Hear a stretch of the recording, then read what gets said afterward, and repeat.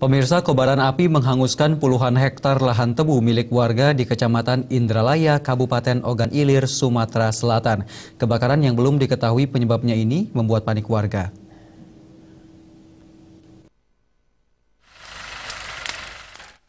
Lagi-lagi kebakaran lahan terjadi di Kabupaten Ogan Ilir, Sumatera Selatan. Kali ini puluhan hektar kebun tebu milik warga hangus terbakar. Api membesar melahap kebun tebu yang ada di Kecamatan Indralaya. Dengan menggunakan alat berat, warga dibantu BPBD Ogan Ilir terus berupaya menghentikan api agar tidak menjalar ke seluruh kebun tebu milik warga. Kebakaran lahan tebu ini diketahui pada Selasa malam sekitar pukul 8 waktu Indonesia Barat.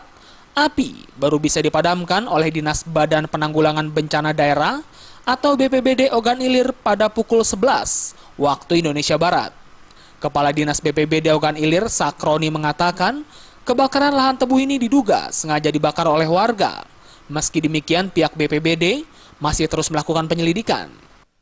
Kita akan periksa dulu, tapi yang jelas ini kalau seandainya memang ada kesengajaan itu merupakan suatu pelanggaran dan akan kita koordinasikan dengan Dinas Perkebunan juga, dengan pihak yang terkait untuk nanti kelompok-kelompok yang ada perkebunan, terutama kebun tebu yang di sekitar sini, untuk jangan membakar, ya, tidak diperbolehkan untuk membakar lahan yang di sekitar sini.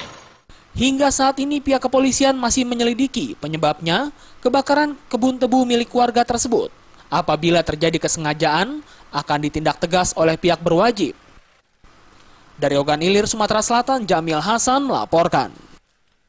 Usai cuti bersama Lebaran, Presiden dan Kementerian Kesehatan mengadakan acara halal bihalal. Jangan lewatkan informasinya.